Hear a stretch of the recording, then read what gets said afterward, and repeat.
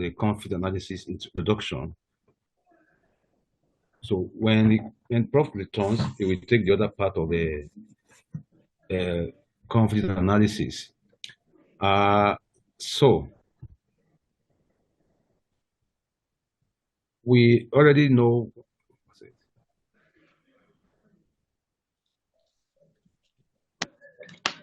Okay. Okay. So that's the slide. Okay. So we are taking module 5, which is introduction to conflict analysis. Classification of type. Introduction to conflict analysis. In our discussion,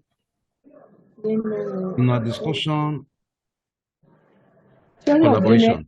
To woman. Oh. Relation to. In our discussion on collaboration, I mentioned the fact that to collaborate, to join, we have to find facts. We have to dig and dig to generate facts that will help us to understand better. And so we can take a decision on how to resolve it based on knowledge that we have gathered in our fact finding. So this is what conflict analysis is all about. To resolve conflict, analysis is an integral, very important part of the process of resolving conflict or managing conflict, to analyze it. And so the module we delivered in these sessions, introduction, the approach, the why, the approach, and the mapping. To the introduction of conflict analysis. I mentioned in my presentation earlier on that when you're trying to resolve conflict, now it can take either of two ways. Either the two parties are trying to jointly solve the problem, and so they will need to take time to seek information, ask questions, express themselves. On the other hand, if the third party mediator is coming to help them to resolve their conflict, so they will be able to, should be able to give information. The mediator or mediators will ask questions, we dig deep into issues in the past, the history, and all that. And that is what this tree is representing. On top of the tree, over the land, you can see the root. Above the land, we can see the green, the branches, the green leaves, the stem, all looking fine. Now, but you can see over there too, lots of PA revenues, lots of biodiversity, human-wildlife conflicts, PA community tensions, polarization of ethnic groups. These are the effects of conflict that happened down the soil. So all the outbursts, all the answers, all the burnings, all the criticism, all the social media hypes, they are above the soil reactions of conflict. There are other issues, other things underneath the soil, which we call the root causes of the conflict that we are seeing above the soil. So we are in our discussions. Now, when we go to look at that's the main challenge, main focus of analysis. We want to learn how to analyze the conflict and we can at a mutually agreeable solution. A win-win, a 50-50 solution. where you win. All right. So we have at the root of the tree of what we are seeing. We have insufficient disputed land ownership. We have of groups outside PA. We have incompatible land uses. We have staff. We have rising population pressure. These are the underlying issues. These are the core problems, but they are above as human-wildlife conflicts, as ethnicity, polarization of ethnicity, and all that. But the main issues are there. So to get at this root, we need to dig deep, and get to the solution, to the root of the conflict. So in our introduction, we want to liken conflict analysis to the health of an individual. Ill health and illnesses are a natural part of human existence. So as human beings, we are prone to be ill and to be in good health based on certain factors: lifestyle, food, environments, conditions, and all of that, finances. So medical practice, in order to restore health of the client or patients, they do what we call diagnosis-prognosis-therapy. Okay, so that's what we call DPT, the diagnose, the prognose. Okay, and that's to overcome illnesses and build health spell actions. Now, we all know that when you go to doctors for treatment, they will ask a series of questions. When did it start?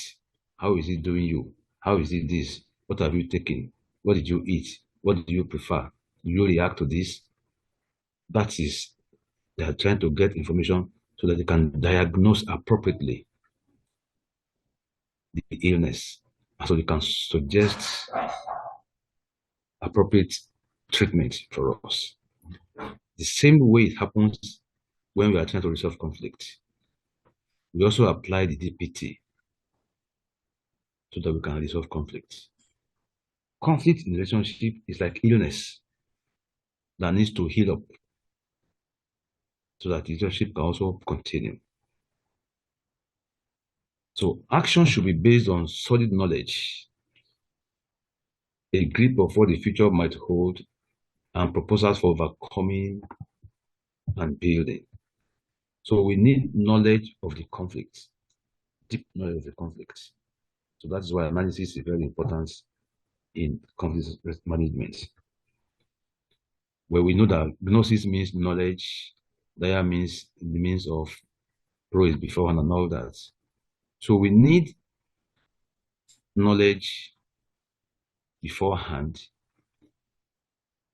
So to resolve conflict, we heal, we resolve, we manage by means of knowledge analysis and knowledge beforehand forecasting.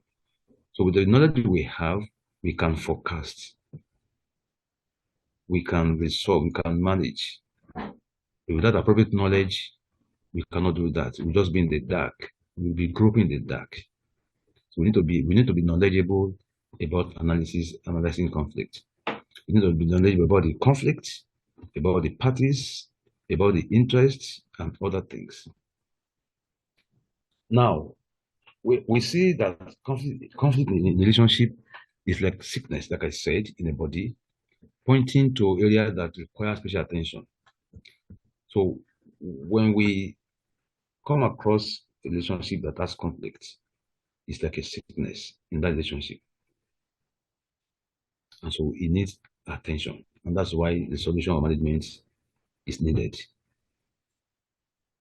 And so analysis is a kind of improvement in conflict situation, which we build by knowledge analysis and knowledge for forecasting.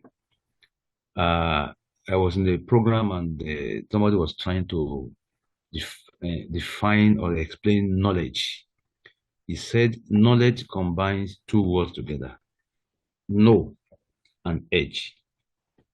The L, he changes to plus. So it means knowledge plus edge. It means that the knowledge you have, the facts you know, gives you an edge over others. It applies in this case. The knowledge of conflict we know gives us an advantage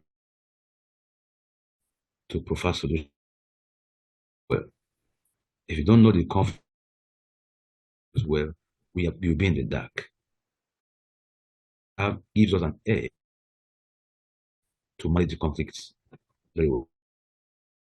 So conflict managers are social physicians, doctors. We analyze aid restoration. The main aim of managing the or resolving conflicts is to restore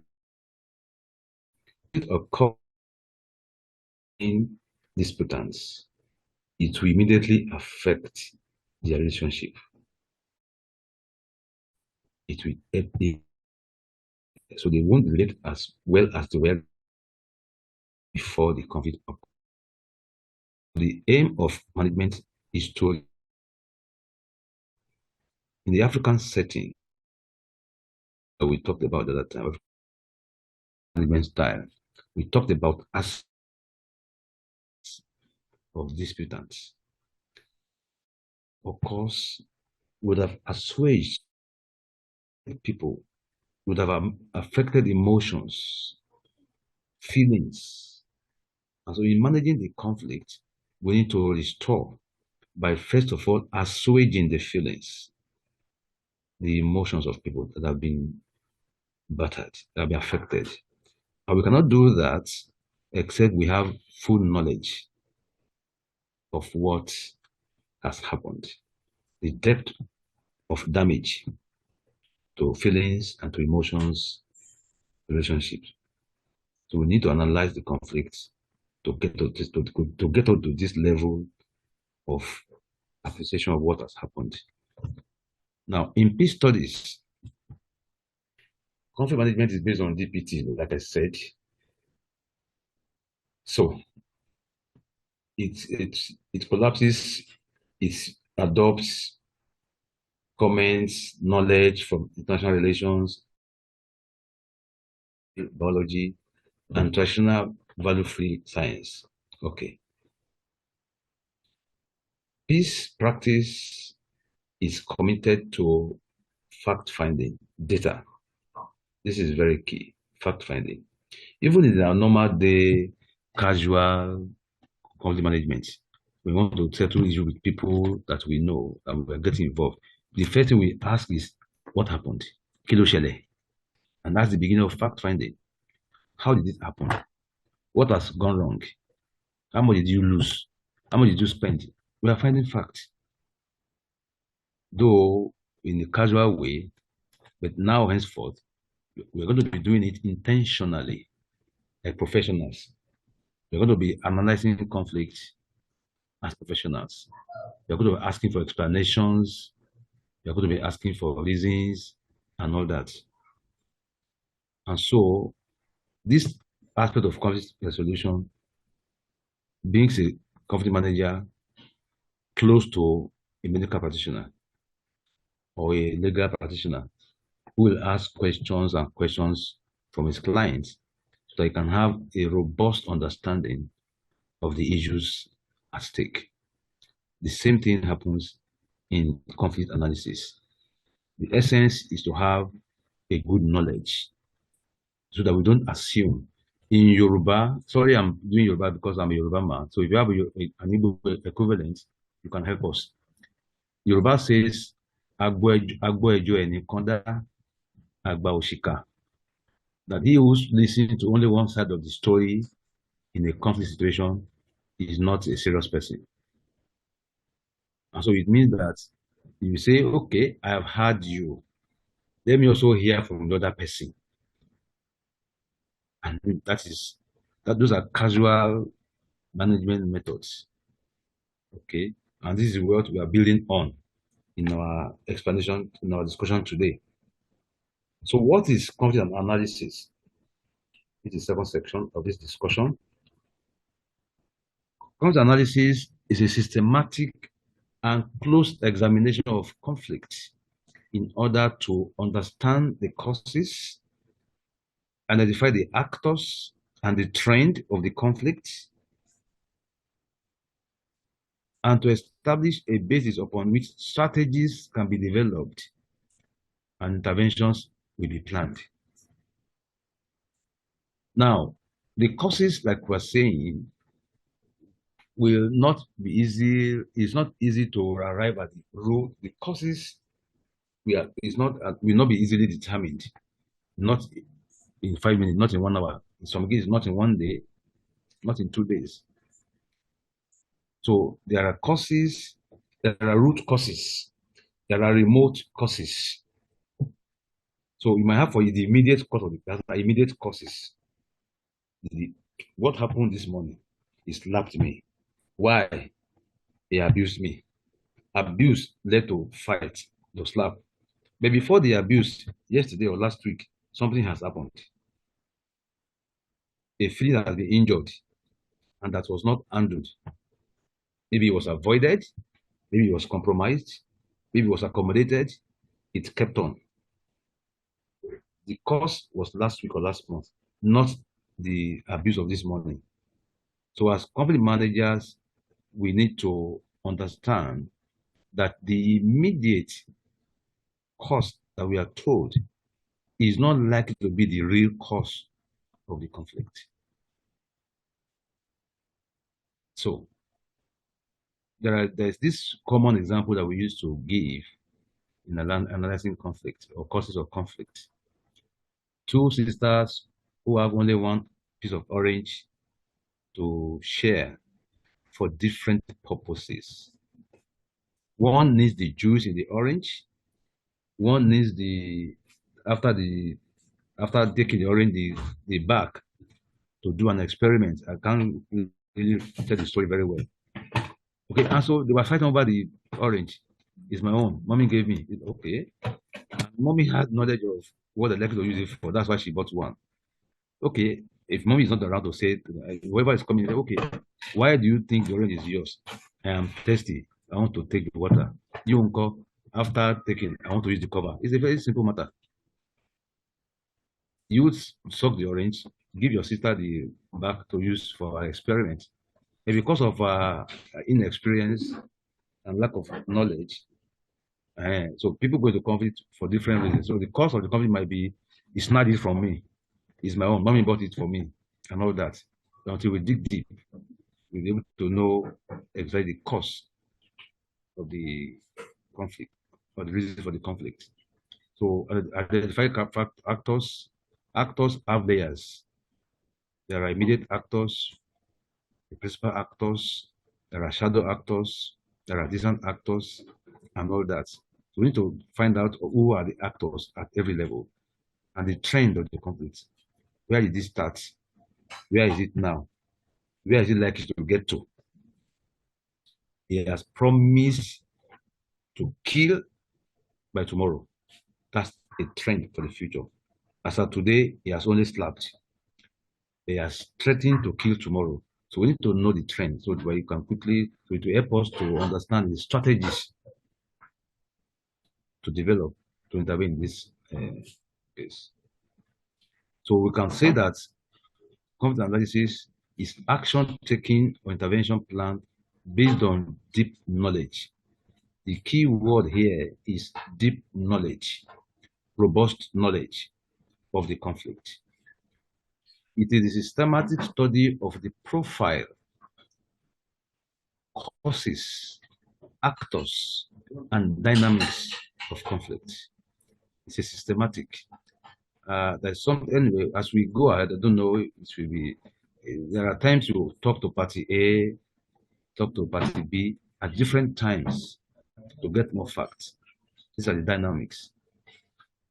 And they will tell you, okay. So it is also structured.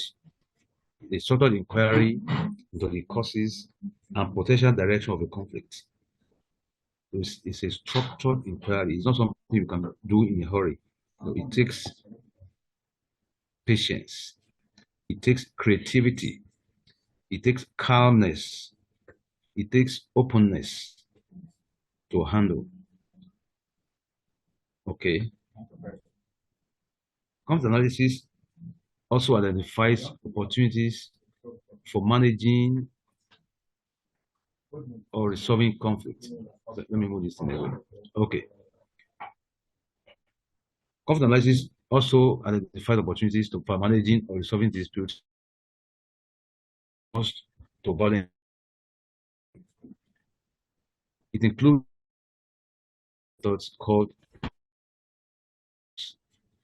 there are various methods tools we use to analyze conflicts, which we come to later. Analysis is also carried out at local, religious, and national, international levels to establish the linkages between these levels. But sometimes there's something we also call conflict progression. Conflict progresses to two groups, to the state, to the nation. So in analysis, and these are the parties and the trends. How far has it been? How bad has it been? How good has it been? So you want to know what level it has gone to. It has gone to this level and all that. It is also observed that most violent conflicts that happen anywhere started with two individuals. And it will extend beyond the two individuals to groups, to communities, to states, to nations, and it becomes a global thing if it is not handled well. But why do we need to analyze conflict? Number one, it helps individuals and organizations in intervening in conflict to gain a better understanding of the context. There's a context of conflict and there's a content of conflict. So when we analyze conflict, it gives us an understanding of the context of the work and the roles of the parties in that context. I gave an example in my earlier presentation that between a couple, sex denial might be the context of the conflict, but it will not be ordinarily mentioned because it's not something everybody wants to hear. Okay, but it's a big issue.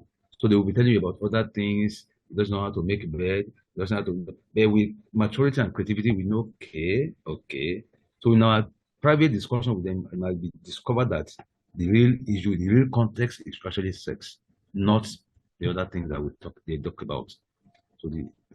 So we gain a better understanding of the context of the conflict. We gain understanding of the history and the structural antecedents and the current events of the conflict. We are also able to identify factors at different levels, their perception of the actors, and how they relate to each other.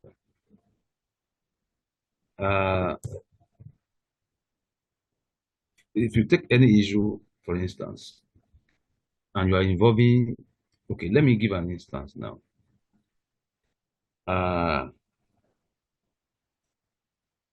There was a time that I went for a company, I think an interview, and I overheard the drivers discussing. They have a room for drivers. That was I was waiting for the person I went to meet. And so they were discussing, and one of them said that his wife used to do shakara for him at night, would not allow him and all that. He now threatened her one day that, look, oh, so this one that you are saying no every night. I will go together, I'll go and bring one girl home, I'll pay them. Oh. Say, you cannot do that. Go, you can't try it. So the man went to Ikeja under bridge. You know what I'm talking about. Told the girl, I don't need you for anything. I just want you to prove, I want you to prove a point at home. He told her what happened. I will pay you. You follow him, I will not touch you. Just go. And they agreed. True life story.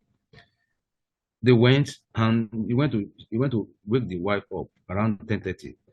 Now the lady has come out. She wants to eat. Just to spite her. Okay. So she didn't believe it. She went out, saw the lady. Eh? The following morning, it was too late. Early morning, she went to report to her daddy. These are party to the conflict. And the father called the man, like an elderly person. He didn't even bother to ask about what happened. He started blaming the guy, blah, blah, you disappointed me. You went to bring prostitute to your family, home. What's the meaning of that? And the man said, Daddy, kilo, you didn't even ask me what happened. You said, actually, you are an elderly person now. He narrated the story. I say, I'm sorry, my son, I'm sorry. Sorry. And daughter, what happened? So the man he didn't find out what happened before. He only reacted based on what the daughter told him. So his perception was, how can you do that? You are very correct, very wrong. Now, if the guy didn't do that, if that driver didn't respond well, that could have been another sort of conflict. That would have been another level of conflict. You could have walked out of the man's house, annoyed, and they will not get to the road. So at the time the level goes to another level, the conflict goes to another level, and they are now asking him or asking me, who have you told? I've told my father. What is perceptive? A perception. And he said my husband was wrong. That's a perception to the conflict. But the man didn't listen to the other side of the story. So you need to identify the actors and their perception at any level to the conflict and how they relate to each other. Of course, he will take side with his daughter, naturally. That's the relationship. So we need to know, we are going to know all this in our analysis of conflict. It also, analysis helps managers to understand factors and trends that underpin conflict, determine who is involved in the conflict,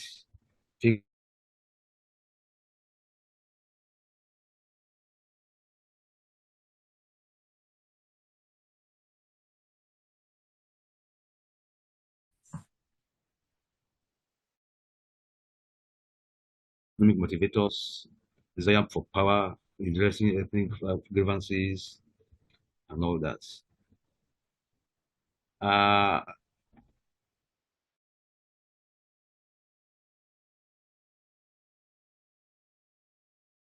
We're going to conflict for different reasons. For economic reasons, if it is profitable to go into conflict, then let us go. But most of the international war are profitable to people who sell ammunition to them. Profitable to them, so they will support the war because they have economic gains. Desire for power is also a sort of conflict. So we need to figure out all of this in our analysis. Then we also need to identify the conflict fault lines. Where are the faults? Where are the faults? It helps managers to determine how the conflict is unfolding. Is it expanding? Is it reducing? Is it at the same level? What level it is? What are the new events that happened because of that conflict? He has backed out. She has backed out. He has resigned. He has been sacked. The unfolding issues that follow the conflict. He has sold he sold his car, he sold her car, and all that. All those we need to know. So it takes time, like I said, it takes time to get to know all this. before, because of some of them are not going to be easily discovered. Right. It also helps to learn from past experiences. It also helps to determine more accurate strategy on interventions.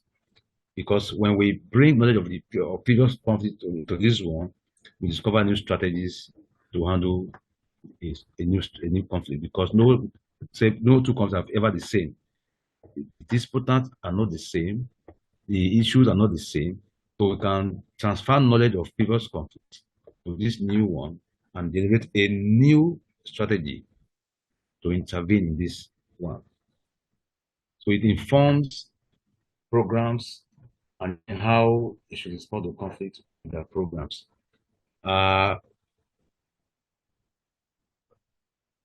Okay, what are the approaches to conflict that we? Sorry, as I speak, if you have any issue or question, you can just uh, stop me and ask a question or raise an issue.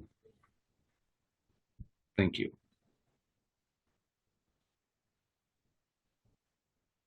What are the approaches we have to conflict analysis?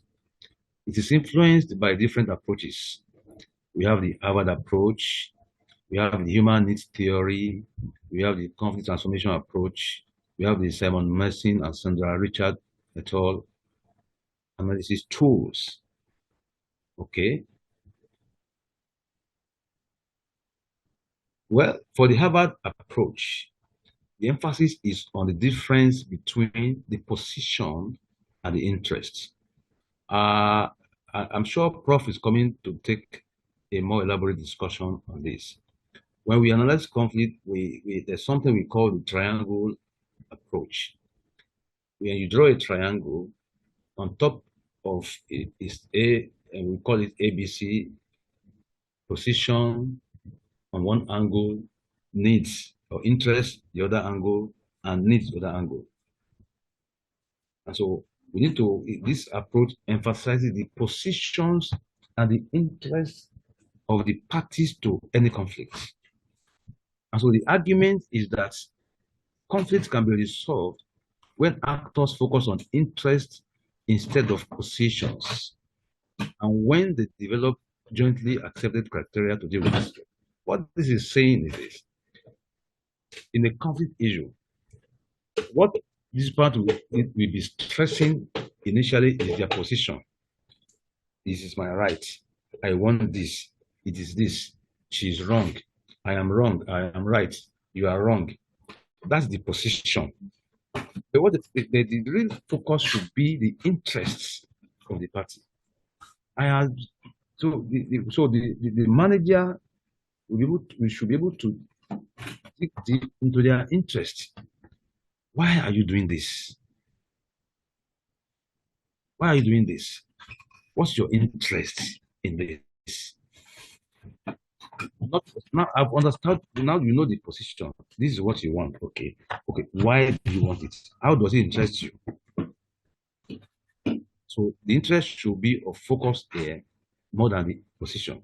Where we get the position, but the interest should be of more importance to the resolution process. Analysis is part of the resolution process, process to resolve conflict, to manage conflict, part of the process. Now, the human needs approach, the argument is that conflicts are caused by basic universal human needs that are not satisfied. I'm sure we are familiar with the Abraham's Maslow hierarchy of needs. Those of that did economics, sociology, psychology, I don't know, maybe criminology too. Hierarchy of needs is a triangle with some demarcations. At the basic line, at the basic human needs, they call it fundamental human needs: food, shelter, and clothes. That's the basic.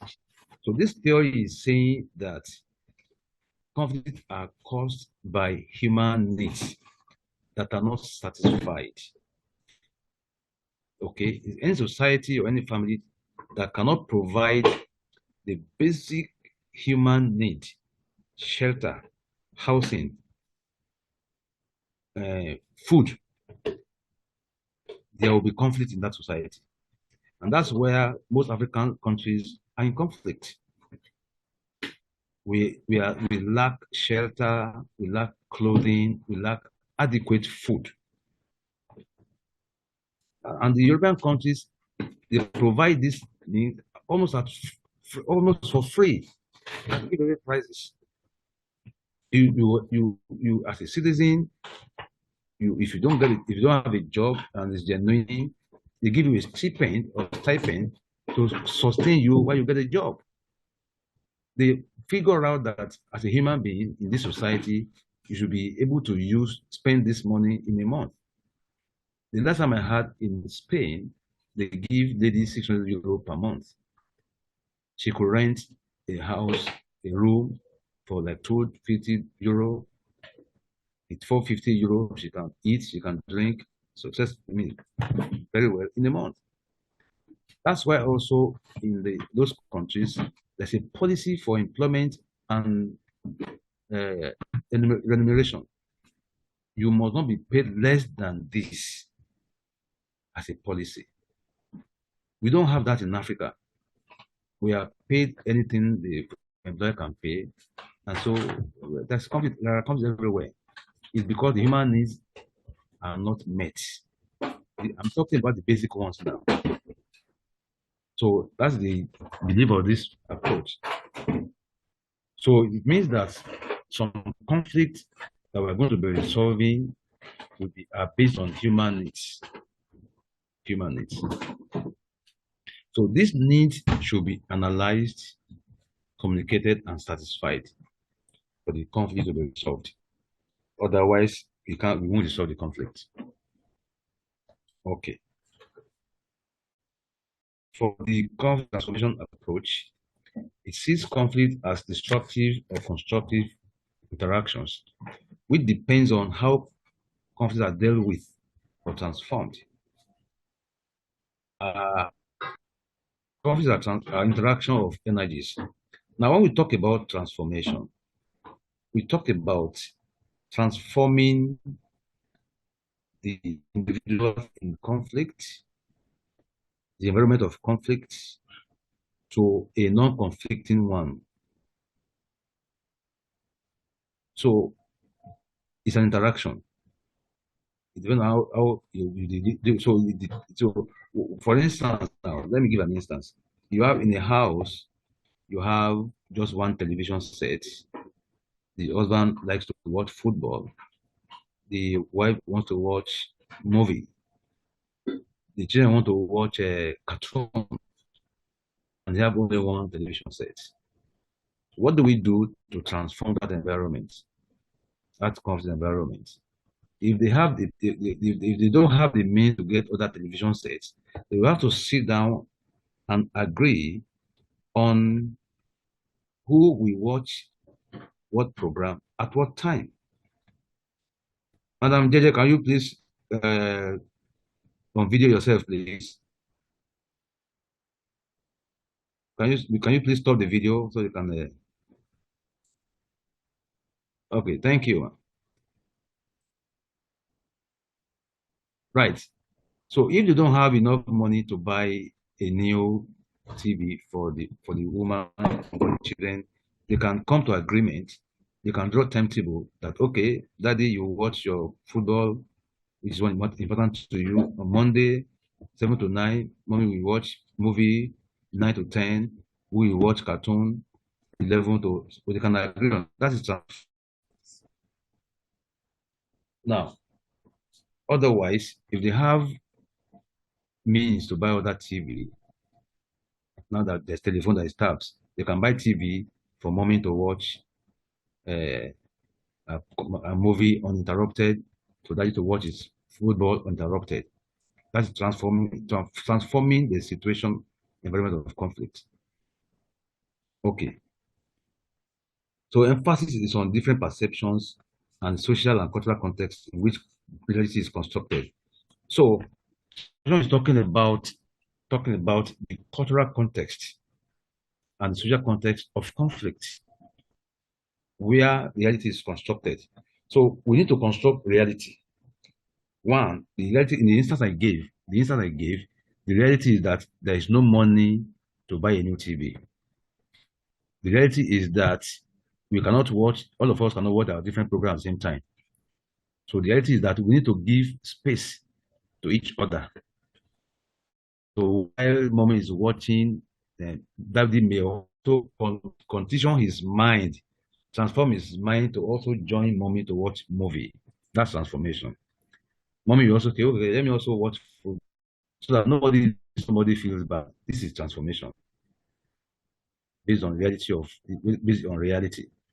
All right. So constructive conflict transformation seeks to empower actors and support the conversation between them.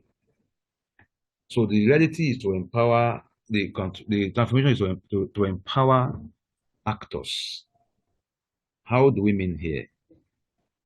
By expressing your need, you are empowered. By also expressing the reality, you are getting knowledge that this is not possible. So you are also you adjust your mind to accept the reality, what is possible within the context that we find ourselves. So the mind, therefore, has been transformed to resolve conflict, to move ahead, to agree and to move ahead. Now we come to conflict mapping, which is the fifth section. In conflict mapping is a tool that is used to resolve conflict. It is useful to identify basic elements of conflict and to produce a roadmap and a sense of particular conflict situation. It's usually used by third conflict parties, but more by third parties, interveners, and by students and peace researchers. It's a bit complex, it's cumbersome, but it's rewarding. So in the conflict mapping, what do we do? These are the things we do with mapping conflict. We look for the history of the conflict. We seek to know the history of the conflict. We seek to know the context of the conflict. We seek to know the parties involved in the conflict. We seek to know the causes and consequences of the conflict, the contrasting beliefs and values involved in the conflict, the goals and interests of parties to the conflict, the dynamics of the conflict, and the functions of conflict, and the potential to regulate the individuals and the issues of the conflict. These are the things we look out for in mapping any conflict. For the history, we ask questions such as, what are the major events in the evolution of the conflict, in the history of the conflict? Have there been wars, violence, attempt to dissolve any agreements before this intervention? It's historical facts. For how long has it been occurring? What are the intervals of occurrence and all that? When I was teaching year one students about 2 years ago, and one boy came to me, we were taking them this course, Introduction to Conflict Solution. He said, sir, my roommate is this, is that, I want to change my role, blah, blah, blah. I said, okay. I told you in class that while you are meeting somebody for the first time, you're going to relate with the person, either in the classroom, in the hostel, as long as you're going to relate for an appreciable long time. So 3 months in the school is long enough. So I told them, try to find out the background of the people you're relating with. Have you found out where he has come from? I said, what does he do? What does he do? Say he's too cantankerous, he likes noise. I said, did you find out where he's coming from? He said, no, go and find out. So he came back to me. So apologies to mention names here. Okay, if you likely are connected to any of the people I want to mention, this is just for this. He said his father is MC Oluomo. I said, what do you expect now? What do you expect from so? So you need to understand the background. So the background is part of the history. It's okay, now I know. So it is, and he has been sent to school to unlearn certain things, behavior, and to learn new behavior. So meeting with you in school and the school policies, it is going to change. So when he goes home, he's going to be a changed person. And so that's the essence of coming to school to learn. And thank God you are learning about peace and conflict. So go and apply your conflict skill and relate with him. He didn't change his room again, and they were very good friends at the end of year one. So the history of the conflict of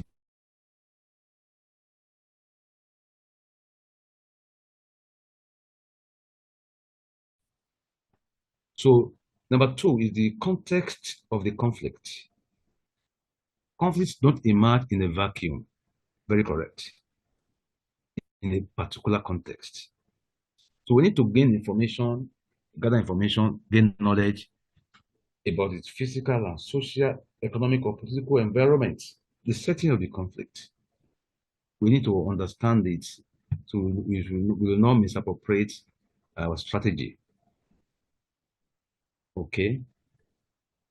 Uh, Sometimes one conflict is linked with within the other. So we could have economic, political coming together. But we need to be able to separate them. Which one comes first? Which one comes later? To be able to separate the issues, the context. The one context leads to another one.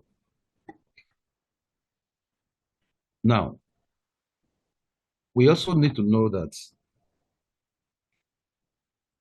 the conflict may not be as simple as they seem.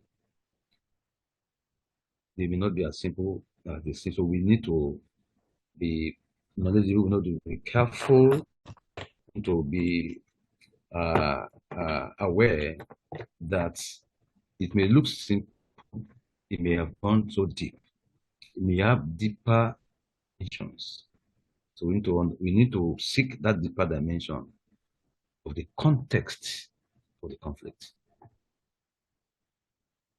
So in context of the conflict, we ask questions such as the geographical boundaries of the conflict, natural resources, a part of the conflict, like in land dispute, for instance, is a land, the context is land is geographical boundary. In part of that geographical boundary, land will be natural resources. Natural resources on that land, in that environment, will also be part of it, part of the context. But the major context is boundary. Why are they fighting like Nigeria and Cameroon over? It looks geographical, but it is resources, it's the oil. If there was no oil in Bakassi, everybody will remove their eyes, they will just leave the place. Because it has oil, it becomes an issue. Now, geographical boundary becomes the thing that we're talking about. Is our land, it's your land. Meanwhile, it's the oil that is there that they are fighting for, not the land necessarily. Okay. So what are the political, social, economic, and cultural structures of the conflict? So there's politics involved in any conflict, even if it's between one or two people. There's politics, there's a dimension to it, and there's a cultural dimension to it. For instance, somebody who grew up in Calabar, who now comes to live in Lagos, we have cultural issues and all of that. So,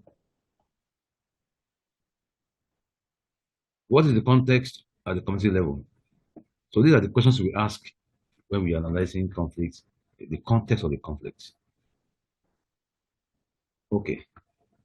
For the parties, we need to identify the parties that have been involved and their importance in the conflict. So that's why we have to be careful who we bring into our conflict. to help us, either to support us or to attack the other person. They will be looking for ways to get at us. So involving them in the conflict may be an avenue to achieve their aim.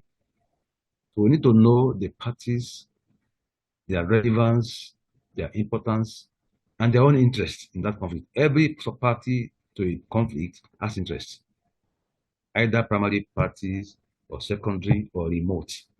There's an interest of every party in any conflict. So the intervener will need to know the interest of each person involved in the party. So we have primary parties, which are the main actors that started the conflict. We have secondary, the family members, church members, office mates, colleagues, schoolmates. We have shadow parties that we do not see them or hear their names, but they are very instrumental. They are very influential to the parties, to the conflict. Fire from behind the scene, unseen hands. We saw them, unseen hands in the conflict. Shadow parties. But we only see their handiwork. We don't see them. We also have third parties. We have extremists and spoilers. These are the different categories of people that are involved in the party, which we need to know in our effort to analyze a conflict. So, primary parties are those who oppose one another and have a direct stake in the outcome of the party of the conflict. Secondary parties have an indirect stake. It doesn't really affect them, but they have a stake. They have a stake in the sense that it also will affect them either way. They are often allies or sympathizers with primary parties that are not direct adversaries. They are not direct beneficiaries. This could be parents, like I said, in-laws and siblings and mates, schoolmates, neighbors. They are secondary parties. Third parties are actors such as mediators who have been invited to intervene, to mediate, to resolve. Peacekeeping forces, like in the United Nations operation, which might intervene to facilitate the solution. We also have conflict managers that are there, third parties. Sometimes the police, if you report the case to the police station, the police people become third party. The pastors, the imams can also be a third party, and elders in the community. Shadow parties are individuals or groups who have illegitimate stakes. They have stakes, but their stakes are not legitimate in a particular conflict. So they stay behind the scene, but they pull the strings, they support, they finance, they counsel, they advise, they motivate, but they are behind the scene. They are not seen, they are not known, they are not heard. Okay? Those are shadow parties. They derive some kind of benefit from the continuation of the destructive conflict. Okay? And there are secondary parties that stay in the shadow. And they are spoilers as individuals or groups of individuals who believe that the peace process will threaten their power and interests. That is it. I said the other time that you have to be careful who you bring into your conflicts. They may be spoilers. They may be spoilers who are threatened by that conflict being resolved. So they won't support the solution. They won't support it. So they will support the conflict to continue so that they can keep on enjoying illegitimate benefits. So they're illegitimate stakeholders in third parties. So we need to know them and their activities, their efforts in the conflict so far. Conflict parties, the primary parties, who are they? What are their goals and interests? Those are the people who are really involved in the parties, in the conflict. Who are they? What are their goals and interests? This is the thinking, the asking of a third party intervener, a mediator. He wants to know the parties. He wants to know the goals and their interests. He wants to know the secondary parties. He wants to know their interests. He wants to know their involvement in the conflict. He wants to know the third parties. He wants to know how they're involved. He wants to know the shadow parties. He wants to know their interests. He wants to know who the spoilers are, the sponsors, the motivators, and all that, the counselors. He wants to know them. And sometimes it might be necessary to approach these people and ask for their opinion, ask facts from them. It might be necessary to talk to these people. I mean, so, and what are the major power relationships between the various conflict parties? With all these parties, shadow party, third party, what is the power relationship between them? Okay. The fourth point is the causes and issues of the conflict. What are the perceived goals? You know, when we define conflict, we define it as perceived incompatible goals. That is, the disputants perceive, they assume that their goals are incompatible, that their interests are incompatible, which is not.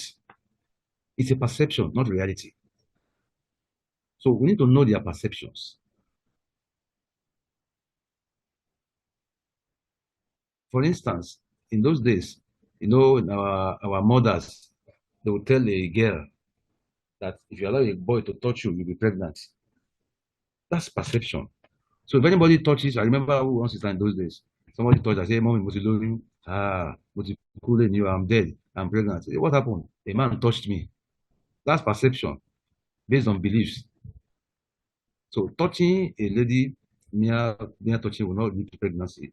But she was told as way of discipline that if any man touches you, she didn't know that the touch they were talking about is not the physical touch. So a third person is distant herself from men. That's perception. So we need to know the perception from reality. If their goals are real at all, or it might just be perception. Sometimes they refer to goals as positions. So we also help them to define and redefine their goals and their needs and their perception and their interests. PIN are very key to conflict resolution and management. Positions, interests, and needs. Sometimes disputants misapply these concepts. They want to mention goals that are talking about position. They want to mention interest that are talking about position. So we need to help them to clarify the position as against goals, as against interests.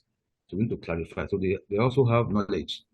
It's part of the goal of the mediator to clarify this issue. Still on causes and issues. Interests are what really motivate the parties, what they really need to achieve, e.g., for example, security, recognition, respect, justice. This is very crucial. For instance, a man who wants to talk all the time, who doesn't really look at where the woman is, the woman simply wants recognition. She wants to be respected, nothing more. She wants security. But if you're not talking about it, so by the time you analyze, you ask them the question, you say, what I just want is the man to recognize me as a person. Or it might even be the man that say, I want her to know that I'm the man. Recognition. So these are salient and silent causes, issues in conflict. Justice has been denied. Security is not there. Not in terms of physical security. You're not guaranteed that they will eat tomorrow.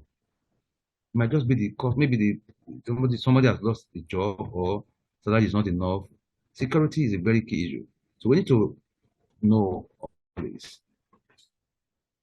Then the major aim of conflict mapping is to help parties to distinguish their positions from their interests or needs, as I've said before. So sometimes they get confused. Still on cause and issues. I mean, we need to know about the issues, the conflicts, the values and the beliefs,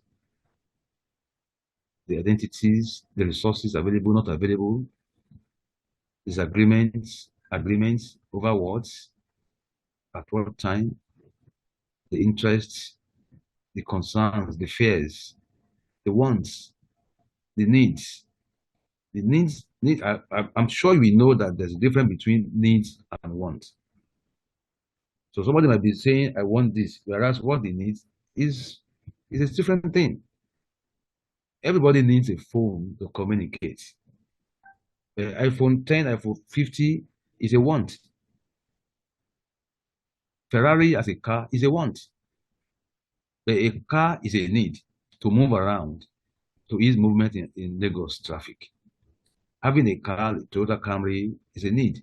But looking for a Ferrari, a Lamborghini, is a want, which may not be real as at that time. The reality is that what we need at this time is just a car, it's just a phone to communicate. And these are silent things that cause conflict. You refuse to buy me iPhone 7, Abba. What do you need? Is it iPhone 7 or to communicate? So we need to separate the needs, we need to know the needs against the wants. So, and this take us to the root causes of the conflict. We need to know about the tensions or dividers that have existed or are still existing, or that may likely exist in the conflict. We need to know. Okay, what is something? Okay, we need to know the superlative, the superficial, the manipulation, the lies, the pretense, and all that. We need to know. We also need to know the outside interest that promote or manipulate, aggravate issues, the social media, the different programs we attend where we are taught different things. We need to know all that, the source of all that, different beliefs. Okay.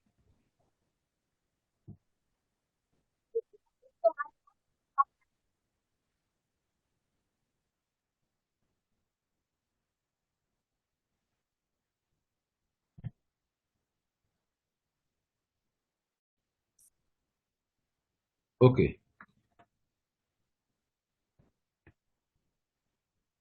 Sorry, I'm making things up.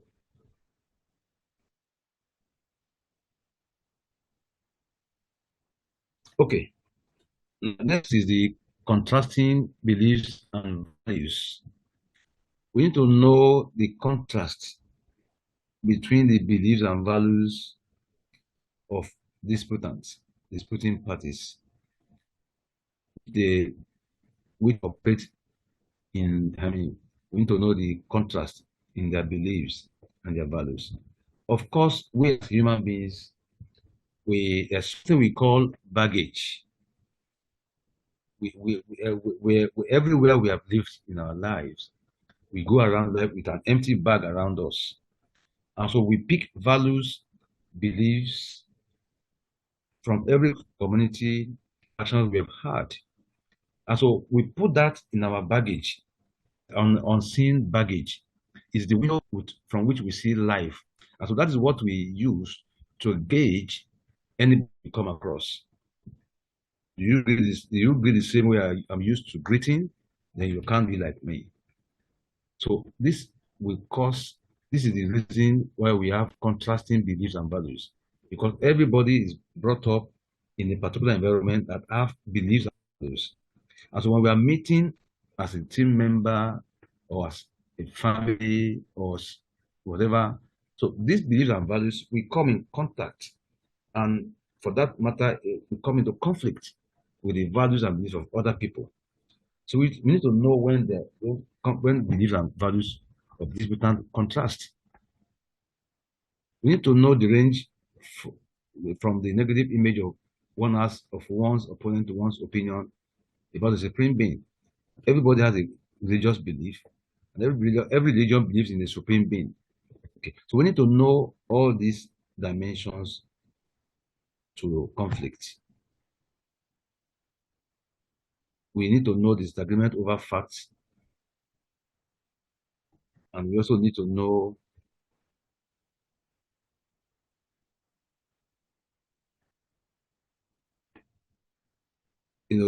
sometimes like we're saying in the morning, we handle conflict different ways. We need to know the different conflict handling styles of the disputants to help us to know how to strategize to resolve them. So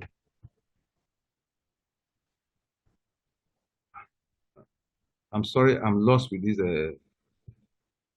this slide though. It's not responding very well. Okay, okay, okay,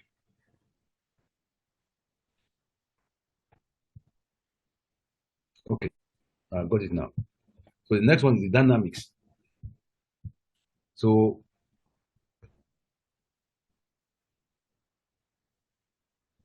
so we know that conflict is constantly moving and changing. Even parties that are stalemates, some aspect of the context will still change. Even conflict parties that are stalemate, some things will cause the context to change. For instance, when the Naira policy issue happened before elections this year, that will have changed a number of situations among people in the country. That single fact has changed the context of any relationship in the country. Every time anything now becomes money issue, there is no money. And if your husband was asked the wife to cook, I'm going to bank 4 a.m. I was doing the bank. If you're asking daddy, I'm going to bank. So that context changed everything in the country at that time. So context can change, beliefs can also change. Conflict itself is going to change. It's dynamic. It will keep moving. It will keep changing. So we need to also understand the changes that have occurred over time, the dynamics. That's the summary. We need to understand, we need to appreciate the changes that have occurred over time in the conflict, in the situation, in the environment, and all that. We need to know the escalation rates of the conflict, the hostility rates of the conflict, and all that. The depth of hostility and escalation, we need to know all that, the conflicts, that's the dynamics. So we need to update knowledge about the conflict so that we can come up with the appropriate strategy to resolve the conflict, to manage the conflict. Now, number 8 is about the function of conflict. Normally, every conflict has purpose for those involved. For instance, if somebody has been accommodating for a while, just like we have been told, that we need to learn and unlearn, and so we want to change our style with somebody who has been confronting.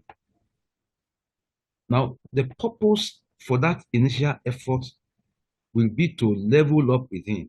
This man today, I will show him. So that is the purpose for that conflict, to show him that I can also talk.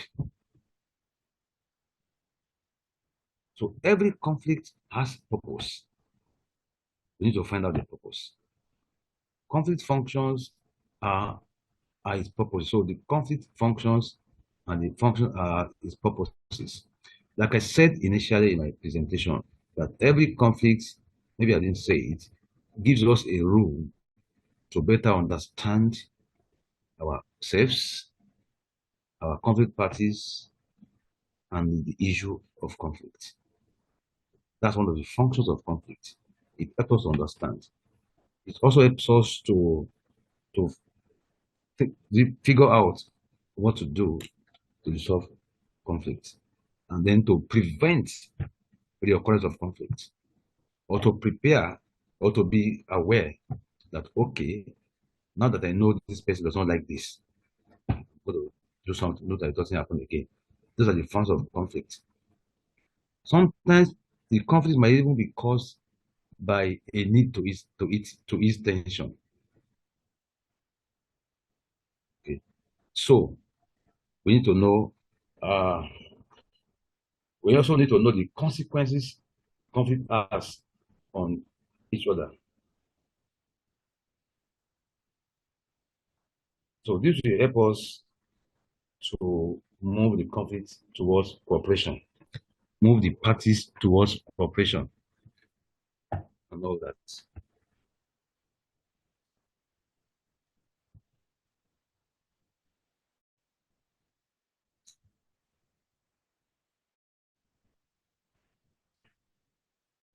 Yes, we also need to know that every conflict context contains conflict limiting elements.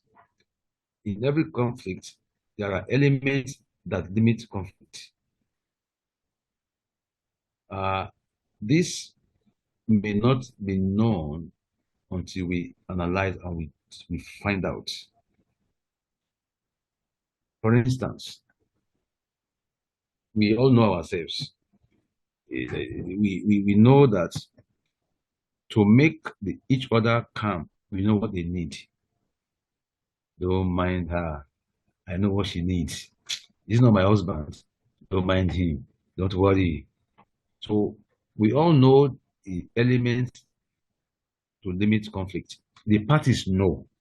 But because of the conflict that has occurred, they refuse to apply that. And that's why the conflict will linger and we progress.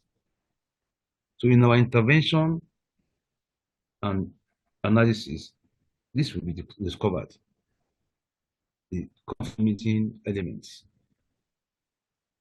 We also need to know the third parties, institutions, events that may be useful for the conflict or the conflicting parties. I was in a program in Kenya some years back, and they were telling about the Kenyan conflict in two communities. They share the same road to their farmlands, the two communities. Each will come from the society. They will meet on that road every morning, greet, and go their ways to their farms. They will return in the evening to their homes on using the same road. That was the only road. And so there was a protracted conflict in that community that they hated, they killed, they burnt, and all that. So what the UN did in the intervention was to, after finding out different things, they knew that there was a road that they used to go there, and they used to tell stories on that road. So they brought them to that same road. At each of them, the people that were worst hit by the conflict come out to narrate their ordeal, their situation, their story of the conflict, the story of the conflict. And each of them came out, and as they were talking, they were weeping. This was where the husband was killed. This was where the wife was raped. They were pointing to and at the point, the whole everybody started weeping, and before you know it, they started embracing each other. Say, "I'm sorry, I'm sorry, we are sorry, we are sorry." That's the end of the story. And so that was so so the third party that will intervene has to be very creative to do their findings and do their work well. Okay, good. So when we use conflict mapping, each party can use it on its own. You can do self-analysis in an effort to clarify the conflict from their own perspective. That takes training as you are undergoing now. It takes maturity. It takes creativity to do that. So each can self-analyze. Both parties to come together and analyze their conflict. Okay. So it helps them to clarify the conflict from their own individual perspectives or their collective perspectives. They can analyze. It could be done by a party who then solicits cooperation from the opponents. So one party can start it and then seek the other party's hand of fellowship to jointly map the conflict, ask questions, discuss, get facts, and go ahead in the resolution. It can help it can be used jointly, said, so that they can understand both sides of the view, for both sides' view of the conflict. A third party can also interview the conflict parties with the guide and to ask the parties to modify it from their perspectives. So the third party can prepare a guide and give it to them as a draft, for them to redraft it. So you can use that one to collect information or data from these programs. And so it will help them because that means they are part of the process to analyze and to resolve. And this is healing on its own. Like the story I told you, it was the community that told the European, the UN staff that road will be useful in the resolution of the conflict. It will remind them of how they used to be together as two but one community. It will remind them of how they used to go to farm together on that same road that now became a death trap for the two communities. So when you involve disputants in the analysis, in the mapping, it's a healing. All right, Prof. Prof, raise your hand. No, sorry. Please go ahead. All right, sir.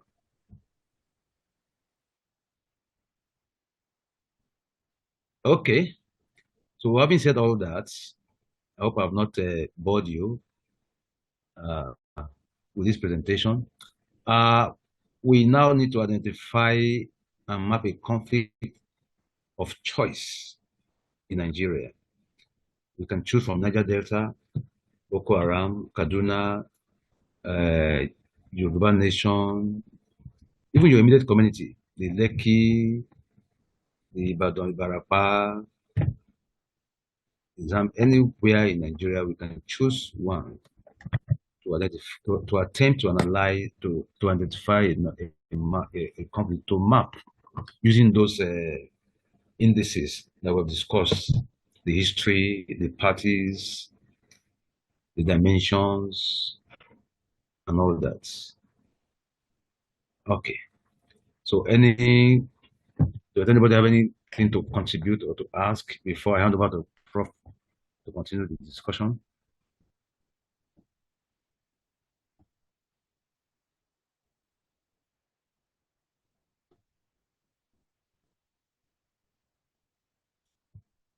Hello, Prof.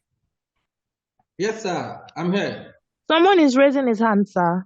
Okay. I don't We know have if a it's Mr. Abiodun. Mr. Abiodun now. Okay, Mr. Abiodun. Please unmute Okay. yourself, sir, and ask.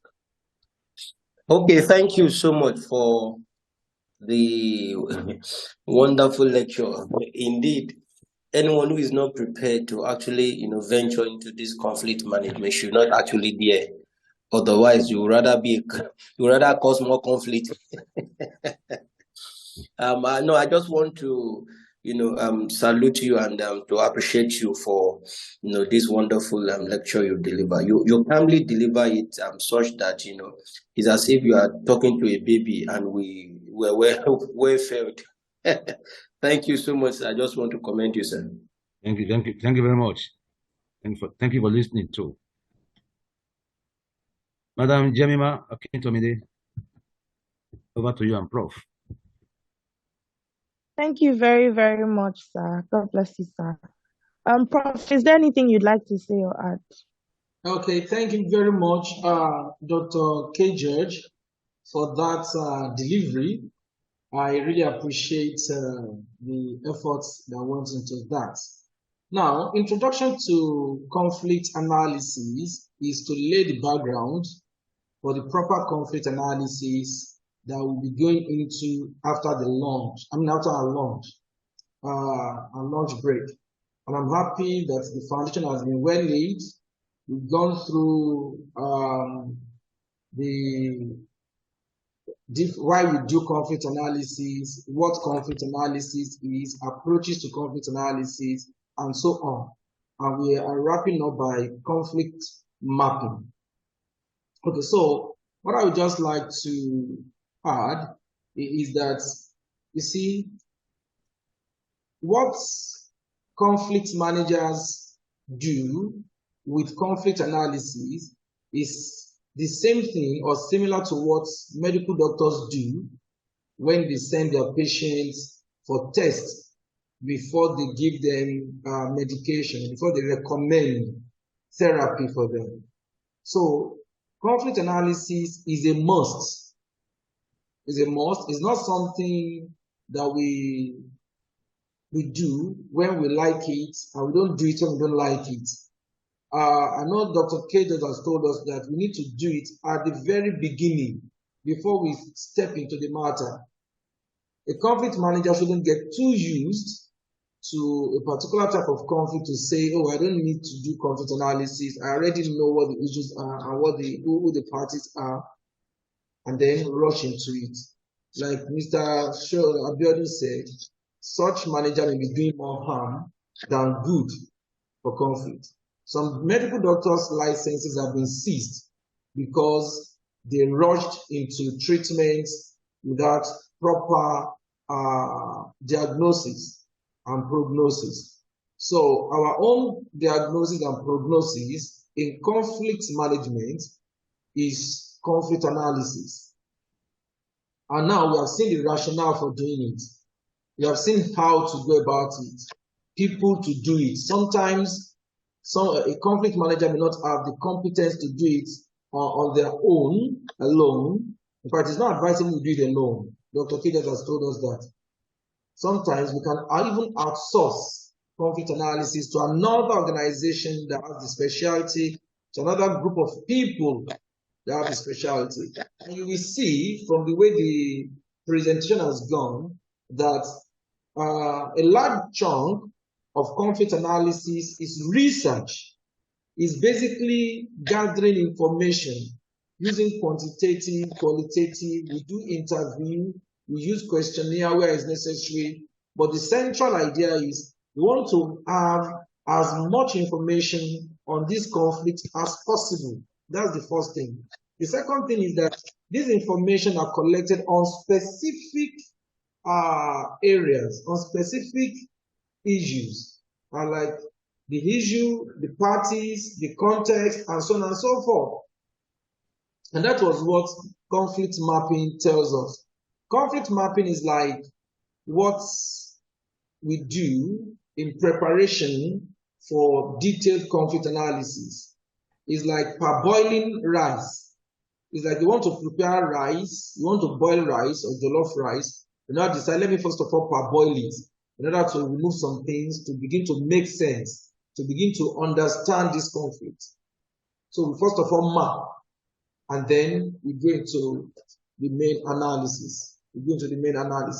So once again, I want to thank Dr. K. George, and I want to thank every one of us for participating. I know we have learned one or two things in this module. And the activity that Dr. K. George read, a more elaborate one is already described in our course activities. So you may choose any conflict, be it in your religious text, be it in contemporary times like the one read out by Dr. K. George, Niger Delta, or whatever. Pick a conflict and begin to map it. What are the issues in this conflict? You see, whichever conflict you choose is the one that you're going to work with throughout on your own. But when you now come together in your group, a group will now decide to choose or to select a new conflict or adopt any of the conflict by the participants. So once again, thank you very much. I think the time is now right for our lunch. We have our lunch is supposed to be from 1 o'clock to 2, but we're going to start early today, from now till 2 o'clock. That is 1 hour, 15 minutes max. But if anybody has any contributions to make or questions to ask, we are ready for that now. Is there any need for, does anybody have any need for question, clarification, and so on?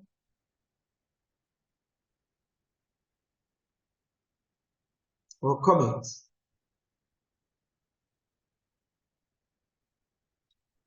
Anyone? Okay. In the absence of none, then I think we are going to call it, going to go for our break now and return in the next 1 hour, 15 minutes thereabouts. So thank you very much for your attention. Thank you. Thank you, sir. Thank you, ma'am. So see you in about 1 hour's time.